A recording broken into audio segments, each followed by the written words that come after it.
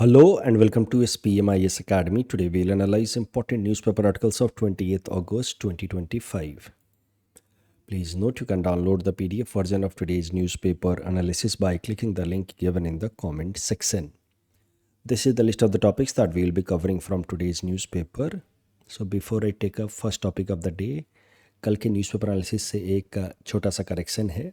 जो मैंने सर्वोत्तम युद्ध सेवा मेडल के बारे में बताया था, तो उसमें करेक्शन ये है कि जब ऑपरेशन सिंदूर के लिए दिया गया सर्वोत्तम युद्ध सेवा मेडल, उसमें 7 ऑफिसर्स को दिए गए मेडल, उसमें इंडियन नेवी के एक ऑफिसर को भी दिया गया and this was first ever conferment of सर्वोत्तम युद्ध सेवा मेडल टू इंडियन नेवी। वहाँ पे कल मैंने बोला था Indian air force, that is not true. Indian air force को पहले भी मिल चुका है during Kargil war. Indian navy को के लिए पहली बार आप कह सकते हैं सर्वोत्तम युद्ध सेवा मेडल। ये मैंने नोट्स में भी करेक्ट कर दिया है, तो रिवीजन के टाइम में आई होप आप गलती नहीं करेंगे। एक बार फिर से ये मैसेज मैं आप लोग के लिए पढ़ देता हूँ जो मैंने 15 अगस्त को एक बार बताया था। ये मैसेज उन बच्चों के लिए है जो इस बार मेंस लिख रहे हैं कि आज से यानी कि 20 अगस्त से हम लोग voice based answer checking portal बंद कर रहे हैं। अभी तक जो भी आपने आंसर सबमिट किए, आज तक जो भी आंसर आप सबमिट करेंगे, वो सब कुछ चेक होकर के आपको 30 अगस्त तक मिल जाएगा। अब हम चाहते हैं कि आप ज़्यादा ज़्यादा फोकस शिफ्ट करें टुवर्ड्स टेस्ट सीरीज़, ज़्यादा टेस्ट लिखें। साथ ही एथिक्स एंड एसए के कुछ और प्रैक्टिस सेशन में लेकर के आऊँगा रिवीजन पोर्टल पे।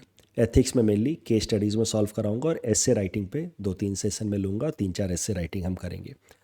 बाकी अब ज़्यादा फोकस रखें आप टेस्ट सीरीज़ लिखने पे, 20 सवाल एक बार में लिखने की प्रैक्टिस करें। और जो APSC सिमुलेटेड टेस्ट सीरीज़ होने वाला है, जिसमें 3 दिन तक लगातार वैसे एग्ज़ाम होंगे जैसे APSC का एग्ज़ाम होता है, वो उसके शेड्यूल हम लोग जल्दी अनाउंस करेंगे। That will be held in the month of September. ये मैसेज मैं पहले भी आपको देख चुका हूँ, आज एक बार फिर से मैं रिमाइंड करा रहा हूँ। एक और बात है, जो बच्चे इस पर मेंस लिख रहे हैं वो आज के बाद चाहें तो न्यूज़पेपर एनालिसिस देखना छोड़ सकते हैं। आप एक काम करना, न्यूज़पेपर एनालिसिस जब अपलोड हो जाए तो फिर आप कमेंट सेक्शन में जा कर के PDF डाउनलोड करके एक बार क्विकली रीड कर लेना। जो मेंस पर्सपेक्टिव से आपको इम्पॉर्टेंट लगे वो पॉइंट्स देख लेना, कहीं नोट कर लेना, rather than watching the entire session of 30 या 40 मिनट्स। क्योंकि अब आप इतने साल से पढ़ रहे हैं तो आपको इतना नॉलेज तो हो ही गया है कि आप सिर्फ PDF देख करके भी आप अपना कंटेंट निकाल सकते हैं। और 8-10 सितंबर के बाद ये भी करने की ज़रूरत नहीं है। उसके बाद फुल फ्लेजेड अब आप अपने ऊपर ध्यान देंगे, अपने रिवीजन पे ध्यान देंगे। कंटेंट इनरिचमेंट पार्ट 4 तक तो आ ही गया है, लास्ट पार्ट आ जाएगा बाय 1 एंड 2 सितंबर। उसके बाद आप न्यूज़पेपर एनालिसिस देखना पूरी तरह से छोड़ सकते हैं। अभी भी छोड़ सकते हैं आप, लेकिन अभी एक बार PDF देखते रहिएगा, कुछ नए पॉइंट्स मेंस के पर्सपेक्टिव से मिल सकते हैं।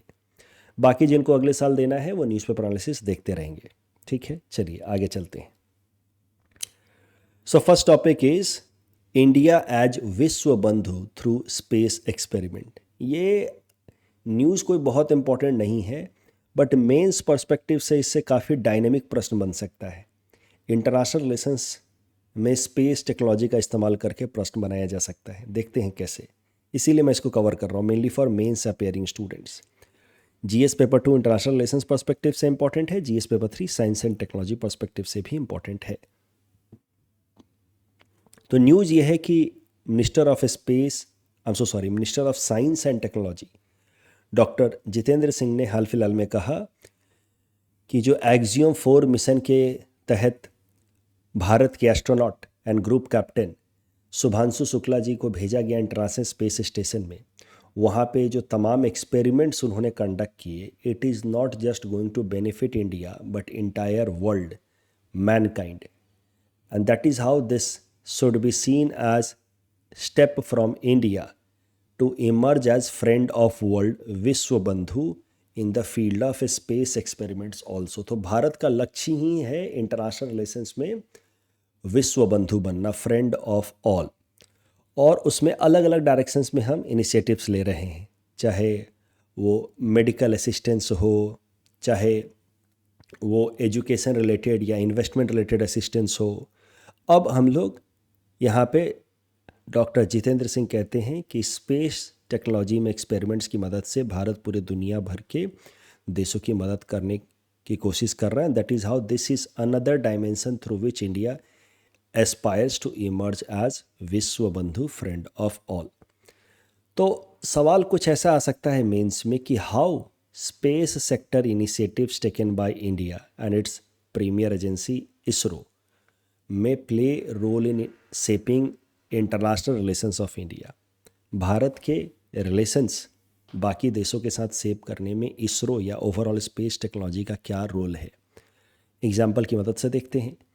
Space technology helps in global collaboration. For example Nisar हमने लॉन्च किया नासा के साथ मिलकर के. नासा एंड इसरो ने मिलकर के अर्थ ऑब्जर्वेशन सैटेलाइट भेजा निसार. हाल फिलहाल में हमने देखा एक्सियम 4 मिशन एक प्राइवेट एस्ट्रोनॉट मिशन था टू इंटरनेशनल स्पेस स्टेशन, जिसमें 4 अलग अलग देशों के एस्ट्रोनॉट्स को स्पेस में भेजा गया, जिसमें से भारत से थे Shubhanshu Shukla ji. So that is a good example of global collaboration.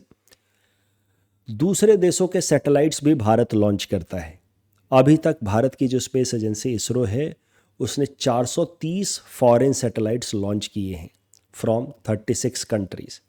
दूसरे देश हमें सैटेलाइट लॉन्च करने का ऑर्डर देते हैं, कॉमर्शियल कॉन्ट्रैक्ट देते हैं, एंड इंडिया और भारत की space agency ISRO launches these satellites in very cost effective manner.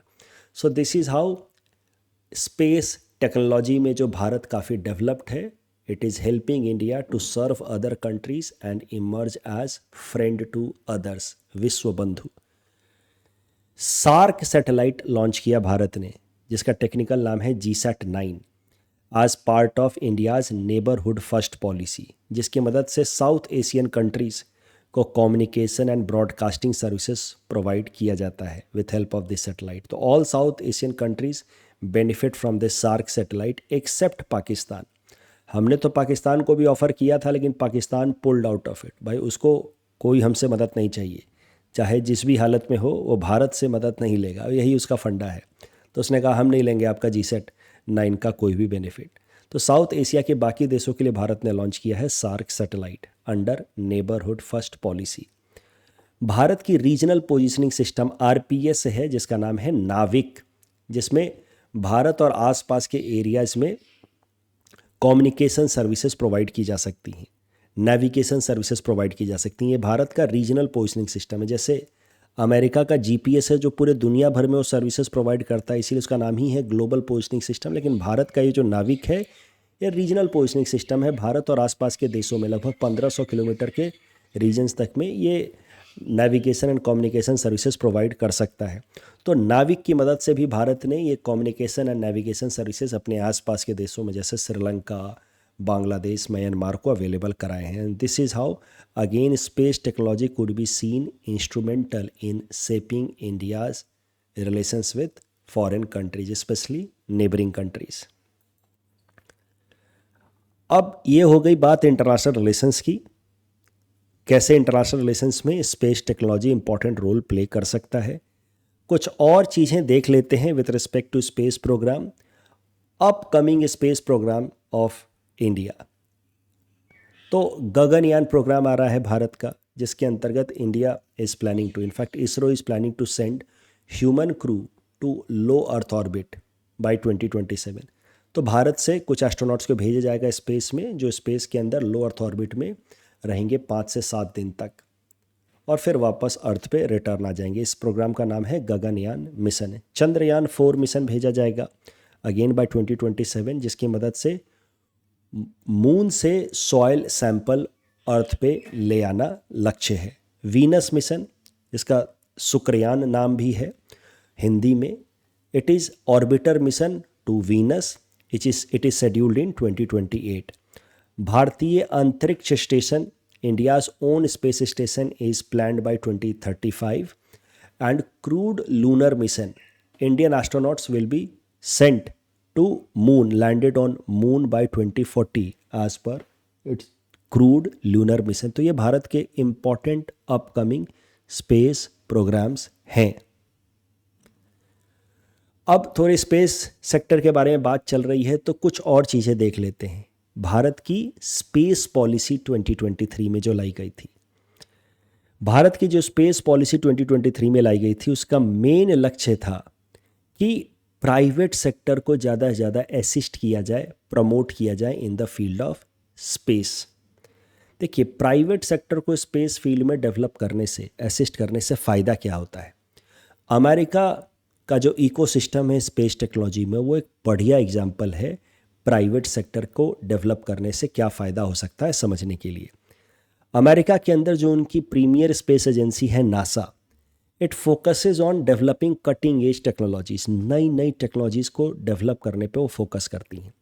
बाकी जो टेक्नोलॉजीज ऑलरेडी डेवलप हो चुकी हैं उनको रन करने के लिए, जैसे international space station already develop हो चुका है और अर्थ से कैसे शटल की मदद से इंटरनेशनल स्पेस स्टेशन में एस्ट्रोनॉट्स को भेजा जाए और कैसे वहाँ से उनको अर्थ पे दोबारा लाया जाए, इसकी टेक्नोलॉजी ऑलरेडी डेवलप हो चुकी है।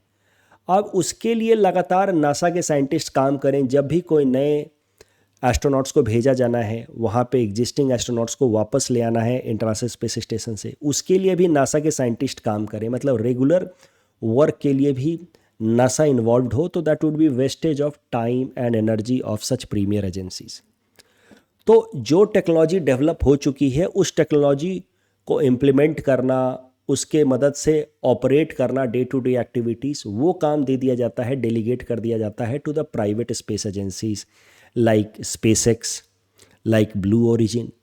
सो ये एक बड़ा अच्छा इकोसिस्टम बना हुआ है अमेरिका में। वहाँ की जो प्रीमियर स्पेस एजेंसी है, government backed space agency NASA and private space agencies के बीच में एक कॉम्प्लीमेंट्री रिलेशन बना हुआ है। उसी को देखते हुए फिर भारत में भी इस तरीके का सिस्टम डेवलप करने की कोशिश की जा रही है कि हमारी जो प्रीमियर स्पेस एजेंसी है government backed ISRO, it should focus only on developing cutting edge technologies and private sector should be there in order to run day to day space related activities.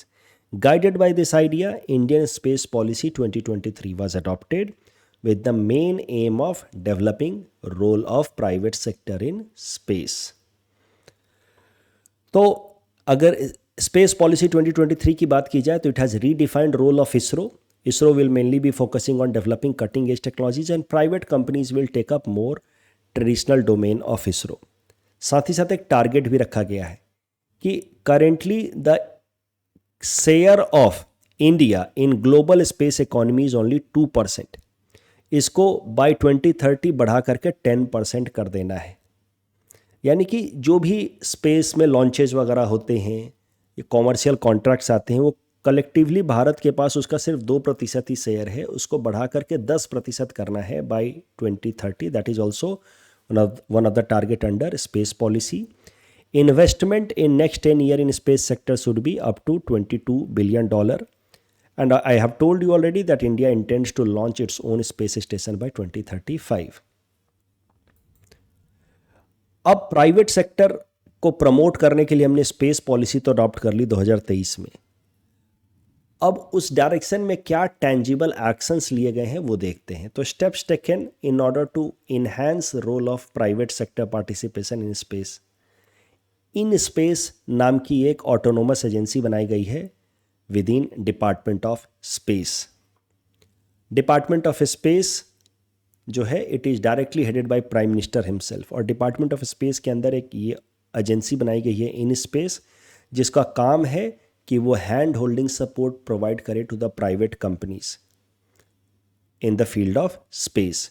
उसके अलावा प्राइवेट कंपनियां जो space sector में काम कर रही हैं उनका कलेक्टिव एक ग्रुप बनवाया गया है जिसका नाम है इंडियन स्पेस एसोसिएशन, ताकि इंडियन स्पेस एसोसिएशन अपने एक्सपेक्टेशंस, डिमांड, रिक्वेस्ट सरकार के सामने रख पाए और सरकार फिर उन तमाम एक्सपेक्टेशंस को मीट करे. तो जैसे टायर मेकिंग कंपनियां होती हैं, जैसे इलेक्ट्रॉनिक कंपनियां होती हैं, तो सब मिल करके अपना एक कॉमन ग्रुप बना देते हैं, प्लेटफॉर्म बना देते हैं ताकि कलेक्टिव तरीके से अपनी आवाज़ सरकार तक पहुंचा पाएँ. वैसे ही प्राइवेट स्पेस रिलेटेड एंटिटी जो हैं उनके लिए ये प्लेटफॉर्म है, इंडस्ट्री बॉडी है Indian space association. FDI allow कर दिया गया है under automatic rule up to 74% in private space agencies. And new space India limited बनाया गया है. इसरो के अंतर्गत ये एक अलग से विंग है न्यू स्पेस इंडिया लिमिटेड. इसका मेन काम होता है कि इसरो के लिए वो कॉमर्शियल कॉन्ट्रैक्ट्स लेकर के आता है। जैसे किसी देश को, वेनेजुएला को अपने कुछ सैटेलाइट्स लॉन्च करवाने हैं, अब उसके पास ऐसी फैसिलिटीज़ नहीं है कि वो सैटेलाइट लॉन्च कर पाए, तो इसरो इस तरह के कॉमर्शियल कॉन्ट्रैक्ट्स लेता है। वो कॉमर्शियल कॉन्ट्रैक्ट्स इसरो के पास लाता है न्यू स्पेस इंडिया लिमिटेड, और फिर उस कॉमर्शियल कॉन्ट्रैक्ट को इम्प्लीमेंट करने में इसरो फिर तमाम जो प्राइवेट स्पेस एजेंसीज़ हैं उनको कुछ काम डेलीगेट करता है, उनसे कुछ आउटसोर्सिंग करवाता है। तो इस तरीके से चीज़ें जो हैं वो स्पेस सेक्टर में मूव कर रही हैं, जिसमें ज़्यादा प्राइवेट सेक्टर का रोल इन्हांस किया जा रहा है, और अमेरिका के अंदर जो इकोसिस्टम है उसको भारत में रेप्लिकेट करने की कोशिश की जा रही है। इस टॉपिक डिस्कशन के बेसिस पे ये प्रीलिम्स प्रैक्टिस क्वेश्चन है। Please attempt this question and you can submit the answer in the comment section. Mains में आपसे ऐसा सवाल पूछा जा सकता है, जीएस पेपर 2 में साइंस एंड टेक का, खासकर स्पेस सेक्टर का इस्तेमाल करके आपसे प्रश्न पूछा जा सकता है। तो इस सवाल की मदद से मैं बस आपको रेडी करा रहा हूं mentally, not just this question but in any field you can expect कि क्वेश्चन में come from 2-3 different topics, in fact 2-3 different subjects. International relations में असम टॉपिक्स डाल दिया, या फिर साइंस एंड टेक और इकोनॉमी को मिक्स कर दिया, ऐसे सवाल आप उम्मीद कर सकते हैं। जैसे यहाँ पे international relations and space technology को बना करके प्रश्न आया। अब ये सवाल जीएस पेपर 3 में भी आ सकता है, जीएस पेपर 2 में भी आ सकता है। Next topic is about FRBM act compliance report, important from our syllabus GS paper 3 Indian economy point of view. FRBM Act, Fiscal Responsibility and Budget Management Act 2003. इसको quickly revise करते हैं, but I just hope कि जिन बच्चों ने अभी economics पढ़ लिया है क्लास में, उनको ये FRBM के प्रोविजंस बिल्कुल अच्छे से याद होंगे, क्योंकि इसको हम लोग डिटेल में पढ़ते हैं। आई जस्ट होप, और जिन्होंने देखिए नहीं पढ़ा है, I will request them to wait for this topic to be done in the class, क्योंकि अभी आपको ये बातें पूरी तरह से समझ नहीं आएंगी। तो थोड़ी परेशानी आपको हो सकती है अगर अभी आपका फिस्कल पॉलिसी क्लास में इंडियन इकोनॉमी के अंतर्गत नहीं हुआ है तो। But those who have already done, especially those who are going to write mains, उनको तो पता ही है। तो let us quickly revise and then will come to the current context. Fiscal responsibility and budget management act 2003, ये कानून लाया गया विद द एम कि सरकार रिस्पॉन्सिबल तरीके से बजट मैनेज करे, ताकि अननेसेसरी फिस्कल डेफिसिट ना हो ईयर आफ्टर ईयर, और फिस्कल डेफिसिट करके यानी कि बोरोइंग करके सरकार उसको रेवेन्यू एक्सपेंडिचर पे अननेसेसरी खर्च ना करे, क्योंकि लॉन्ग रन में it will become more challenging to manage Indian economy, it will create a vicious cycle. So objective of FRBM Act was simple: to reduce fiscal deficit and eliminate revenue deficit. Revenue deficit को तो zero कर देना है. इससे क्या होगा कि entire fiscal deficit, that is borrowing, will be used for capital expenditure only. इससे क्या है कि गवर्नमेंट बजटिंग में डिसिप्लिन आएगा, ट्रांसपेरेंसी होना चाहिए फिस्कल ऑपरेशंस में. सरकार बोरो करके पैसा कहाँ खर्च कर रही है, कैपिटल एक्सपेंडिचर कर रही है कि रेवेन्यू एक्सपेंडिचर कर रही है, वो लोगों को पता होना चाहिए. तभी जाकर के हम कह सकते हैं कि there will be intergenerational equity. Otherwise current generation में सरकारें खूब बोरो करेंगी और जनता को खूब सारी फ्रीबीज बांटेंगी, रेवरी बांटेंगी, और फिर इसका नुकसान आने वाली जनरेशन को, 10, 15, 20 साल वाली जनरेशन को, जो बाद में आएंगे, उनको उठाना पड़ेगा. क्योंकि बहुत ज़्यादा डेट टू जीडीपी रेशियो जब हो जाएगा तो फिर सरकार आगे वाले टाइम में उनको उस लोन के लिए इंटरेस्ट भी ज़्यादा देना होगा. And in that case government will not be able to take care of even basic needs जैसे कि infrastructure development and basic welfare. So अगर अभी के टाइम में रिस्पॉन्सिबल तरीके से बजट मैनेज नहीं किया गया तो आने वाली जनरेशन्स को उसका नुकसान उठाना पड़ सकता है. तो FRBM act also helps in ensuring inter generational equity. FRBM act के तो ये लक्ष्य हैं और स्पेसिफिक टारगेट्स FRBM एक्ट के अंतर्गत रखे गए कि we have to reduce fiscal deficit to 3% of the GDP by 2008-9 and eliminate revenue deficit completely by 2008-9. तो 2003 में ये कानून लाया गया और 2008-9 तक ये पूरी तरह से फिस्कल डेफिसिट को 3% पे लाना था एंड रेवेन्यू डेफिसिट को एलिमिनेट कर देना था. लेकिन FRBM एक्ट के लक्ष्य आपको पता है कभी भी पूरी तरह से अटेन नहीं हो पाए. I hope you are able to recall कि 2008 से पहले 2007 में ग्लोबल फाइनेंशियल क्राइसिस के कारण FRBM एक्ट के टारगेट ईयर को एक्सटेंड करना पड़ा 2012, फिर 2012 से उसको एक्सटेंड करना पड़ा 2016, क्योंकि 2011 में इंडिया अगेंस्ट करप्शन मूवमेंट के कारण भारत में इकोनॉमिक क्राइसिस चल रही थी, that is known by the name twin balance sheet problem, जहाँ पे we were facing the problem like increase in NPA of the banks as well as corporates were also under stress. इसी context में मैंने आपको दो term सिखाए थे, sitting on the file culture, pushing the file culture. So target year was extended to 2016-17, then again extended, and then in that context, first of all, Economic Survey did analysis of FRBM Act, and it said that FRBM Act has two fundamental problems. First, it considers revenue deficit as bad, which is not the case always. Sometimes revenue deficit is needed in order to boost the economy, especially when economy is going through the phase of slowdown. And second, FRBM Act is making the macroeconomic planning pro-cyclic, but macroeconomic planning should be essentially counter-cyclic. I just hope, please मुझे comment section में बताएं जिनका भी economics हो चुका है कि आपको ये सारी बातें याद आ रही हैं कि नहीं आ रही हैं, मैं रिवीजन करवा पा रहा हूँ कि नहीं करवा पा रहा हूँ। और फिर इकोनॉमिक सर्वे के इस सजेशन के बेसिस पे, या आप कह सकते हैं इकोनॉमिक सर्वे की इस एनालिसिस के बेसिस पे कि ये प्रॉब्लम है FRBM एक्ट में, रेवेन्यू डेफिसिट को ये एलिमिनेट करने की बात करता है, but sometimes revenue deficit is needed, and overall it makes the macro economic planning pro cyclic, जबकि होना चाहिए काउंटर साइक्लिक। फिर भारत सरकार ने बनाया NK सिंह कमेटी, और NK सिंह कमेटी ने कहा कि FRBM एक्ट के अंतर्गत जो लक्ष्य है physical deficit and revenue deficit को घटाना, वो हमारा प्राइमरी लक्ष्य नहीं होना चाहिए। The primary goal should be to reduce debt to GDP ratio, सरकार के ऊपर जो ओवरऑल उधार है वो घटाना। तो NK सिंह पैनल ने कहा कि जो जनरल गवर्नमेंट यानी कि सेंट्रल एंड स्टेट गवर्नमेंट के ऊपर जो कंबाइंड डेट है, दैट इज अबाउट 70%। 2016-17 में it was approximately 70%, that needs to be brought down below 60%।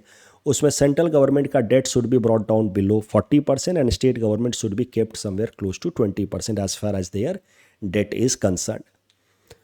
तो बेसिकली NK सिंह पैनल ने कहा कि हमारा मेन लक्ष्य जो होना चाहिए, कोर गोल जो होना चाहिए, वो डेट टू GDP रेशियो घटाना होना चाहिए, और डेट टू GDP रेशियो घटाने के लिए फिजिकल डेफिसिट भी घटाना होगा, इस तरीके से रेवेन्यू डेफिसिट भी घटाना होगा, और इसको नाम दिया गया फिजिकल रोड मैप।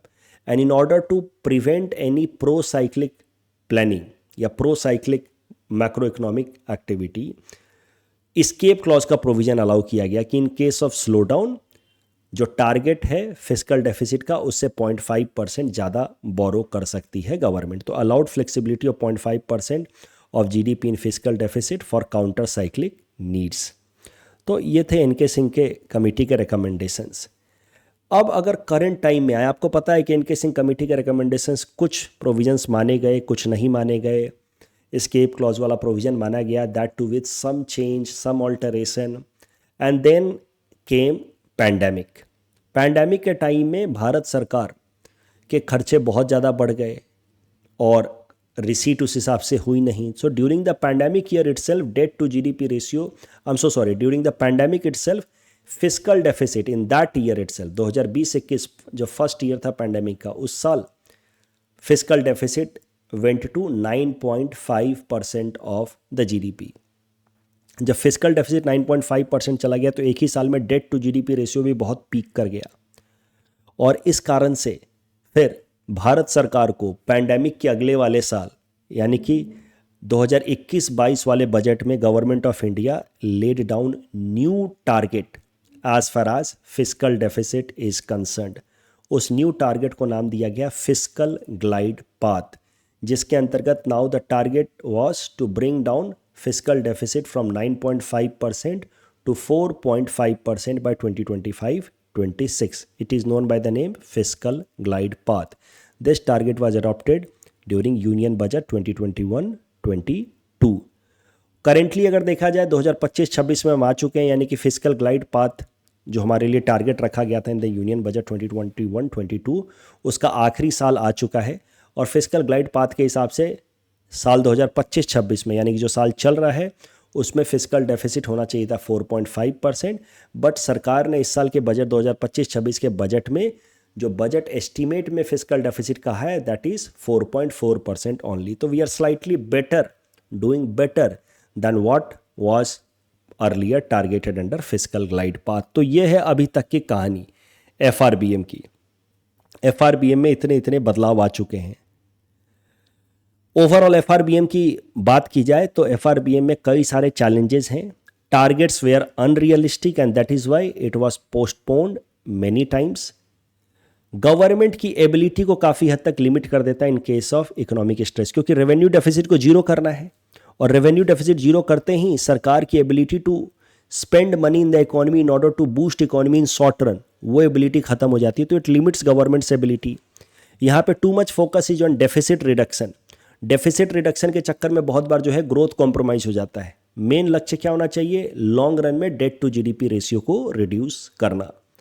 मैं फिर कह रहा हूँ, जो बिल्कुल नए स्टूडेंट्स हैं जिन्होंने अभी ये नहीं पढ़ा है उनको ये समझने में दिक्कत हुई होगी, बट आई जस्ट होप कि जिन्होंने पहले पढ़ा हुआ है उनको ये सारी बातें आराम से समझ आ रही होंगी। अब करंट न्यूज़ पे आते हैं। तो सीएजी को काम दिया गया है as per FRBM act itself, कानून में ही लिखा गया है कि हर साल सीएजी ऑडिट करेगी और पता करने की कोशिश करेगी कि क्या सरकार एफआरबीएम एक्ट के हिसाब से काम कर रही है या नहीं, यानी कि अपने फाइनेंसेस को एफआरबीएम के हिसाब से मैनेज कर रही है कि नहीं। उसके लिए सीएजी को एनुअल रिव्यू करके एक रिपोर्ट पब्लिश करना होता है और पार्लियामेंट के सामने रखना होता है। और यही है न्यूज़ कि CAG report on FRBM act has been presented in the parliament. It is an annual review report of FRBM act in compliance with FRBM act itself, जिसके हिसाब से सीएजी को रिपोर्ट रखना होता है।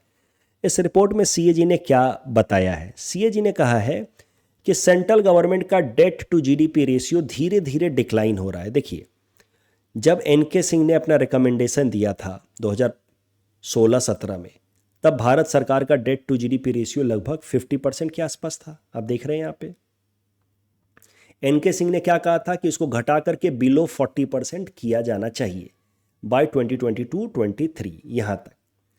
लेकिन हुआ क्या? भारत सरकार ने धीरे धीरे घटाना शुरू किया, थोड़ा थोड़ा घटाना शुरू किया।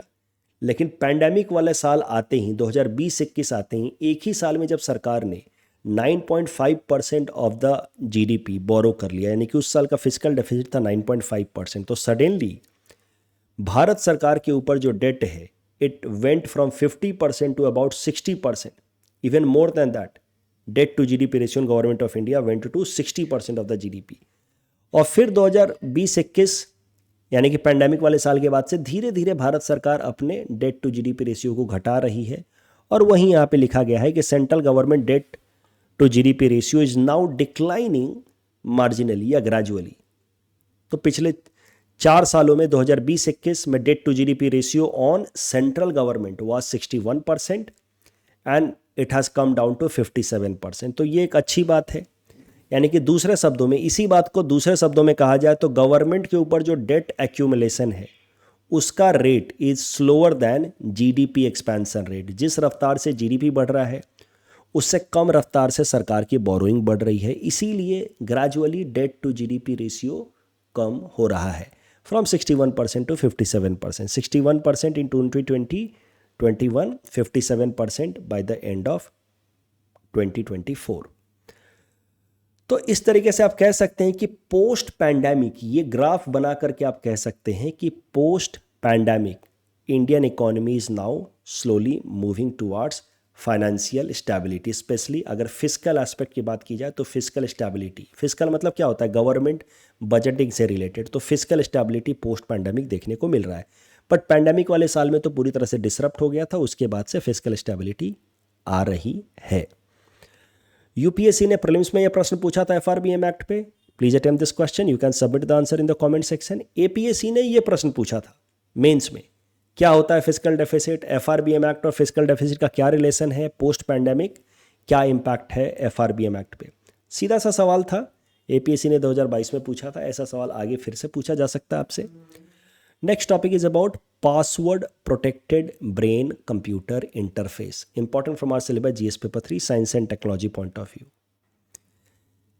क्या होता है ब्रेन कंप्यूटर इंटरफेस टेक्नोलॉजी, पहले वो समझते हैं। देखिए, BCI brain computer interface technology की मदद से किसी के ब्रेन के अंदर कुछ ऐसा चिप लगाया जा सकता है सर्जिकल इम्प्लांट करके, जिसकी मदद से वो इंसान किसी एक्सटर्नल डिवाइस से कम्युनिकेट कर सकता है without any physical movement.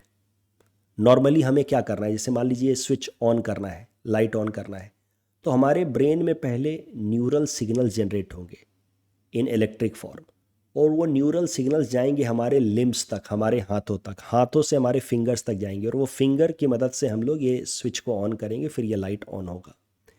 But brain computer interface में क्या होता है कि ब्रेन के अंदर ये ऐसे चिप लगे हैं जो हमारे दिमाग के न्यूरल सिग्नल्स को रीड कर लेता है, जो इलेक्ट्रिकल फॉर्मेट में होता है, और वो न्यूरल सिग्नल जो है वो ट्रांसमिट किया जा सकता है to some external device, mainly एक कंप्यूटर और समथिंग।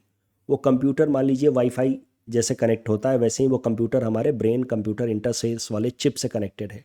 वो कंप्यूटर में हमने इनपुट दिया कि मुझे ये लाइट ऑन करना है, और वो लाइट जो है वो ब्लूटूथ से कनेक्टेड है विद द कंप्यूटर, वो हमारा लैपटॉप से कनेक्टेड है वो लाइट थ्रू ब्लूटूथ। तो हमारे ब्रेन से ब्रेन कंप्यूटर इंटरफेस से इंस्ट्रक्शन यहाँ गया, और यहाँ से फिर इंस्ट्रक्शन यहाँ आया कि स्विच ऑन द लाइट, और फिर लाइट ऑन हो जाता है। तो यहाँ पे without any physical movement with help of brain computer interface there could be communication with some external device, direct communication between human brain and external device. इसमें किसी लिम्स की, हाथ पाँव इसकी ज़रूरत नहीं है। It generally involve surgical implantation of a chip in the brain. यहाँ ब्रेन पे ऐसा चिप लगाना पड़ता है, बट आजकल ऐसे भी डिवाइस आ रहे हैं जो बिना सर्जिकल इम्प्लांटेशन के भी थोड़ा बहुत ब्रेन कंप्यूटर इंटरफेस कर सकते हैं, लेकिन स्ट्रॉन्ग ब्रेन कंप्यूटर इंटरफेस के लिए सर्जिकल इम्प्लांट करना होता है इस तरीके से ब्रेन के अंदर। एंड देन ब्रेन के अंदर जो भी न्यूरल सिग्नल जनरेट होते हैं in electrical form, they are decoded by the device. ये चिप है, पहले वो उसको आइडेंटिफाई करता है, फिर वो ट्रांसमिट करता है सिग्नल को, और फिर इसकी मदद से एक्सटर्नल जो इक्विपमेंट्स हैं उसके साथ कम्युनिकेशन हो सकता है। That means we can now control some external device just through our thoughts. अभी क्या होता है, थॉट्स आने के बाद हमें अपने हाथ पाँव को चलाने होते हैं, तब जाकर के एक्सटर्नल डिवाइस को हमको कंट्रोल कर सकते हैं। लेकिन ब्रेन कंप्यूटर इंटरफेस की मदद से just with help of our thoughts we can control some external equipments. Brain computer interface का सबसे महत्वपूर्ण योगदान होगा in enhancing human capabilities, specially with people having paralysis. उनको मूव करने में, न्यूरोलॉजिकल डिसऑर्डर वाले लोगों को मूव करने में हेल्प मिलेगी with help of brain computer interface. लेकिन और भी एरियाज़ हैं मेडिकल फील्ड के अलावा, मेडिकल में तो हेल्प करेगा ही करेगा, उसके अलावा मेंटल वेलनेस में भी ब्रेन कंप्यूटर इंटरफेस की मदद से now we can read our neural signals, और उससे हम अपने ब्रेन की एक्टिविटीज़ को समझ सकते हैं कि कितना एक्टिव है। मेंटल हेल्थ मैनेजमेंट किया जा सकता है। गेमिंग इंडस्ट्री का नेचर ही बदल सकता है with rise of brain computer interface. Gaming industry में we can now have immersive gaming experiences. अभी क्या है कि हम लोग गेम खेलते हैं लैपटॉप पे, कंप्यूटर पे, साफ दिखता है कि वो गेम कहीं और चल रहा है, वो we are not actually part of it. But brain computer interface की मदद से and with help of virtual reality we can have immersive experience. ऐसा लग सकता है कि सच में हमारे आसपास में मेटावर्स में हम गेम खेल सकते हैं after rise of brain computer interface. And of course it will help in cognitive enhancement, biohacking. It can enhance our memory. Chip लगा दिया तो मेमोरी तो बढ़ ही जाएगी ना, ऐसे मोबाइल में चिप लगा करके उसका डेटा रिटेंशन बढ़ जाता है, ब्रेन में चिप लगा करके अपनी मेमोरी बढ़ा लो। Some concerns with respect to brain computer interface, of course long run में इसका क्या हेल्थ इंपैक्ट होगा वो अभी नहीं पता है। Long term consequences, cyber security का खतरा हो सकता है। अभी लोग ब्रेन से ही चीज़ों को कंट्रोल करेंगे और उसको मैनिपुलेट करेंगे, मनूवर करेंगे, पता ही नहीं चलेगा कि किसने अटैक किया, साइबर अटैक हुआ भी तो कैसे हुआ। तो मतलब ब्रॉडर आइडिया यह है कि साइबर सिक्योरिटी के लिए brain computer interface could be threat. Privacy breach हो सकती है, ये कंसर्न है कि भाई आपके ब्रेन के अंदर चिप लगा हुआ है और वो चिप जो है बाहरी किसी डिवाइस से कनेक्टेड है। अब आप क्या सोच रहे हैं वो इस डिवाइस पे डिस्प्ले हो जाएगा, तो आपकी प्राइवेसी बची क्या? ऐसा मोटा मोटा सोचा जा सकता है। एंड एथिकल कंसर्न्स भी हैं ऑफ कोर्स। भाई जो लोग ब्रेन कंप्यूटर इंटरफेस जैसे इक्विपमेंट्स का, टेक्नोलॉजी का इस्तेमाल करके अपनी बायो हैकिंग यानी कि अपनी इन्हांसमेंट, मेंटल या इंटेलेक्चुअल इन्हांसमेंट करा रहे हैं, वो तो फिर ज़्यादा से ज़्यादा बेनिफिट्स अवेल कर पाएंगे। भाई जो रिच लोग हैं वो सेफ तरीके से, अगर कभी टेक्नोलॉजी आ गई ब्रेन कंप्यूटर इंटरफेस की, बिल्कुल सेफ तरीके से कि एक छोटा सा चिप अपने सर पे चिपका लीजिए and now you will have better memory, better retention. तब तो फिर अमीरों और गरीबों के बीच में इनइक्वालिटी और वाइडन होगी, रिच विल बिकम रिचर। और ये प्रॉब्लम लगभग हर टेक्नोलॉजी के साथ है। Whenever some new technology comes this problem is there because it will widen inequality between rich and poor. तो that is true with brain computer interface as well. अब current news ये है कि brain computer interface की technology ये काफ़ी सालों से, 2-3 सालों से डेवलप हो रही है। इसमें एक नया डेवलपमेंट आ गया है कि now you can put a password also. अब आप ब्रेन कंप्यूटर इंटरफेस की मदद से किसी डिवाइस से कनेक्ट हैं और आपको लग रहा है कि नहीं अब मुझे इससे कनेक्ट नहीं होना है, तो आप उसको शट डाउन कर दीजिए और दोबारा उसको कनेक्ट करने के लिए इस ब्रेन कंप्यूटर इंटरफेस में आपको वो पासवर्ड मन में सोचना होगा। जैसे आपने पासवर्ड सोचा है 2222, तो आप मन में पासवर्ड जब तक सोचेंगे नहीं तब तक वो brain computer interface external device के साथ कनेक्ट नहीं होगा। तो ये जो password protected brain computer interface system आया है, to some extent we can say कि it will address the problem of privacy breach. Privacy breach कुछ हद तक ये एड्रेस होगा। बिना आपके पासवर्ड सोचे हुए वो brain computer interface will not be connecting with external devices. तो बिना पासवर्ड के पहले क्या होता था, पासवर्ड प्रोटेक्टेड नहीं है तो आप जो सोचोगे यहाँ डिस्प्ले होगा या उस हिसाब से एक्सटर्नल सिस्टम काम करेगा। तो प्राइवेसी ब्रीच का कहीं ना कहीं हद तक कंसर्न था। लेकिन अब क्या है, पासवर्ड जब तक नहीं सोचोगे तब तक एक्सटर्नल डिवाइस से कनेक्शन होगा ही नहीं। तो privacy breach to some extent can be dealt with this new password protected brain computer interface. इस टॉपिक की मदद से प्रीलिम्स प्रैक्टिस क्वेश्चन है। Please attempt this question and submit the answer in the comment section. Next topic is about brain eating amoeba, important from prelims exam point of view. News ये है कि केरला में एक 9 साल के बच्चे की डेथ हो गई बिकॉज ऑफ अ डिजीज जिसका नाम है PAM, primary amoebic meningoencephalitis. ये जो पैम है it happens because of a very rare kind of infection that is caused by an amoeba which is single celled organism, जिस amoeba का नाम है नाइग्लेरिया फॉलेरी। तो नाइग्लेरिया फॉलेरी नाम का अमीबा है। अमीबाज आर सिंगल सेल्ड ऑर्गेनिज्म। ये क्या करता है, ब्रेन में इन्फेक्शन कर देता है, जिस कारण से ये पैम नाम की डिजीज होती है, जिस कारण से अभी हाल फिलहाल में केरला के अंदर एक 9 ईयर ओल्ड बच्चे की डेथ हुई है। ये नाइग्लेरिया फॉलेरी एक अमीबा है which is generally found in warm fresh water bodies, generally वैसे फ्रेश वाटर बॉडी जहाँ पे टेम्परेचर 46 डिग्री सेल्सियस से ज़्यादा है। ये इंसानों के नॉस्ट्रिल्स के थ्रू होते हुए उनके ब्रेन तक पहुंच जाता है ये अमीबा और फिर उनके ब्रेन को डैमेज करने लगता है। प्रॉब्लम इज कि इस पैम डिजीज़ का अभी तक कोई ट्रीटमेंट नहीं ढूंढा गया है एंड इसकी फैटिलिटी रेट 97% तक है। मतलब इसका इन्फेक्शन हुआ तो डेथ की संभावना 97% तक है। That is a concern. और अक्सर केरला में पैम के केसेस सुनने को मिलते हैं और वो भी खासकर छोटे बच्चों में, 9 साल 10 साल के बच्चों में। ये एक मैटर ऑफ कंसर्न है फॉर केरला। इस टॉपिक डिस्कशन के बेसिस पे प्रीलिम्स प्रैक्टिस क्वेश्चन है। Please attempt this question and you can submit the answer in the comment section. Election commission of India से रिलेटेड जो प्रश्न था उसमें दोनों स्टेटमेंट सही हैं। यहाँ पे तीसरा स्टेटमेंट गलत है। ये golden U shaped hypothesis is for advanced economies also. Dibru Saikhowa, of course दोनों स्टेटमेंट सही हैं and this operation Pawan is with respect to Sri Lanka. That's all from our side for today. Thanks for watching.